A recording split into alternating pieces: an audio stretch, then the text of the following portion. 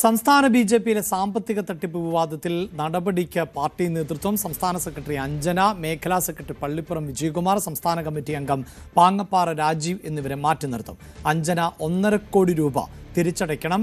തെരഞ്ഞെടുപ്പിന് കേന്ദ്രം സൗജന്യമായി നൽകിയ കൊടികൾക്ക് 1.5 കോടി ചെലവായി എന്ന വ്യാജ കണക്ക് ഉണ്ടാക്കി എന്നതുൾപ്പെടെയുള്ള കണ്ടെത്തലുകളിലേക്കാണ് എത്തിയിട്ടുള്ളത്.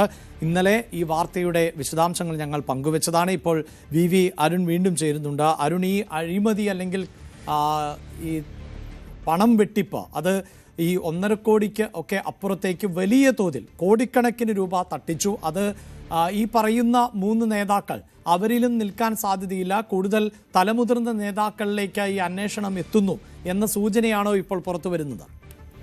തീർച്ചയായിട്ടും വലിയ തട്ടിപ്പ് ഇതുമായി ബന്ധപ്പെട്ട് നടന്നിട്ടുണ്ട്. പ്രത്യേകിച്ച് ബി.ജെ.പിക്ക് ഏറ്റവും തിളക്കമാർന്ന വിജയം ലഭിച്ച നിയമസഭാ തെരഞ്ഞെടുപ്പ് ശേഷമുള്ള കണക്കെടുപ്പിലാണ് ബി.ജെ.പിയിൽ പ്രധാനപ്പെട്ട നേതാക്കൾ തന്നെ ബി.ജെ.പി ഓഫീസിന്റെ ചുമതലയുണ്ട നേതാക്കൾക്കടക്കം ഈ തട്ടിപ്പിൽ പങ്കുണ്ട് എന്ന ഗുരുതരമായ കണ്ടെത്തൽ ഉണ്ടായിട്ടുള്ളത്. ബി.ജെ.പിയുടെ സംസ്ഥാന ട്രഷററായ കൃഷ്ണദാസാണ് ആദ്യം ഈ ചില ക്രമക്കേടുകൾ കണ്ടെത്തിയത്. അതിൽ ആദ്യം അദ്ദേഹത്തിന് ശ്രദ്ധയിൽപ്പെട്ട നമുക്ക് ലഭിക്കുന്ന വിവരമനുസരിച്ച് ബി.ജെ.പിക്ക് കേന്ദ്ര നേതൃത്വമാണ് തെരഞ്ഞെടുപ്പ് വേളയിൽ ബി.ജെ.പിയുടെ സംസ്ഥാനത്തെ മുഴുവൻ പ്രചരണത്തിനുമായ പാർട്ടി കൊടികൾ നൽകുന്നത്. പക്ഷേ ഇത്തവണ തിരുവനന്തപുരം മാരാർജി ഭവൻ കേന്ദ്രീകരിച്ച് പ്രവർത്തിക്കുന്ന ഒരു പ്രധാനപ്പെട്ട നേതാവ് തന്നെ 1.5 കോടി രൂപ, ഒരു വനിതാ നേതാവാണ്, അവർ 1.5 കോടി രൂപ ഈ കൊടി വാങ്ങിയ ഇനത്തിൽ ബില്ലുകൾ ഒപ്പിച്ചിട്ടുണ്ട്. അത് സംശയം തോന്നി പരിശോധിക്കുമ്പോഴാണ് പിന്നീട് കേന്ദ്ര നേതൃത്വത്തിന്റെ വിവരം അറിയിക്കുകയും കേന്ദ്ര ഓഡിറ്റ് സംഘമെത്തി പരിശോധന നടത്തുകയും ചെയ്തത്. അതിലാണ് വലിയ തട്ടിപ്പുകൾ കണ്ടെത്തിയിരിക്കുന്നത്. ഏതാണ്ട് 25 കോടി രൂപയുടെ തട്ടിപ്പുണ്ടെന്ന തരത്തിലുള്ള വിവരങ്ങൾ ഇപ്പോൾ പുറത്തു വരുന്നത് സ്ഥിരീകരണം വരേണ്ടതുണ്ട്. ഏതായാലും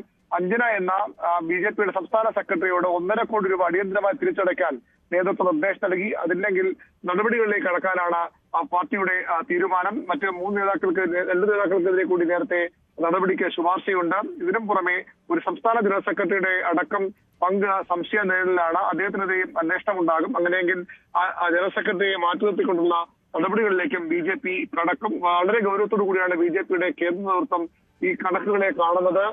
പലയിടങ്ങളിലും ബില്ലുകൾ മറ്റു ജില്ലകളിലുമുണ്ട്. ബില്ലുകൾ സബ്മിറ്റ് ചെയ്യുമ്പോൾ അതിൽ പ്രശ്നങ്ങളുണ്ടായിരുന്നു. ഇത്തവണ GST ബില്ലുകളടക്കം ഈ കണക്കുകൾക്ക് സാധാരണ ഏതെങ്കിലും പേപ്പർ ബില്ല് നൽകുകയല്ല, കൃത്യമായ GST ബില്ലുകൾ അടക്കം വേണമെന്ന കേന്ദ്ര നേതൃത്വം നിർദ്ദേശം നൽകിയതാണ്. അവിടെയാണ് ഇത്ര വലിയ തട്ടിപ്പ് നടന്നിരിക്കുന്നത്. പുറത്തു വന്നതിനപ്പുറത്തേക്കുള്ള തട്ടിപ്പുകളുണ്ട്. ഇപ്പോൾ 1.5 കോടിയുടെ ഒരു തട്ടിപ്പ് മാത്രമാണ് നടപടി ആവശ്യപ്പെട്ടിരിക്കുന്നത്. പക്ഷേ വളരെ വലിയ തുക തട്ടിപ്പ് നടത്തിയിട്ടുണ്ട്. അതിൽ പ്രധാനപ്പെട്ട നേതാക്കൾ തന്നെ കുടുങ്ങുമെന്ന സൂചനകളാണ് ഇപ്പോൾ ബി.ജെ.പി നിന്ന് ലഭിക്കുന്നത്. സംസ്ഥാന അധ്യക്ഷൻ രാജീവ് ചന്ദ്രശേഖർ ഡൽഹിയിലാണ്. അദ്ദേഹവും ഇതുമായി ബന്ധപ്പെട്ട പൂർണ്ണ വിവരങ്ങളുണ്ട്. അദ്ദേഹം മടങ്ങിയെത്തിയ ശേഷം ബി.ജെ.പി കടുത്ത നടപടികളിലേക്ക് കടക്കാൻ തന്നെയാണ് സാധ്യത. ഈ സംഘടനാ തലത്തിൽ വലിയ അഴിച്ചുപണിയിലേക്ക് കടന്നാലും അത്ഭുതപ്പെടാനില്ല. മാത്രമല്ല ബി.ജെ.പിയുടെ സംസ്ഥാന ജനറൽ സെക്രട്ടറി, സംഘടനാ ജനറൽ സെക്രട്ടറി പദം ഇപ്പോൾ ബി.ജെ.പി നേതാവിന് തന്നെയാണ് നൽകിയിരിക്കുന്നത്. പക്ഷേ അവിടെ നിന്ന് മാറ്റി നേരത്തെ പോലെ അത് RSS ഏറ്റെടുക്കാനുള്ള ആലോചനയുമുണ്ട്. കാരണം ഈ ക്രമക്കേടുകളെ പറ്റി കൃത്യമായ വിവരം RSSനുമുണ്ട്. ശക്തമായ നടപടി വേണമെന്ന നിർദ്ദേശം RSSും ബി.ജെ.പിക്ക് നൽകിയിട്ടുണ്ട്. അഭിലാഷ്.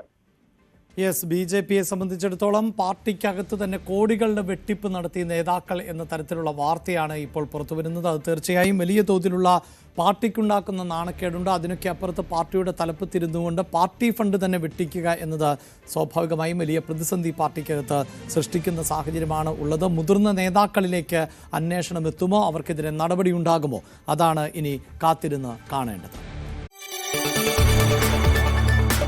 കൂടുതൽ വാർത്തകൾക്ക് News 18 Keralam YouTube channel subscribe ചെയ്യുക.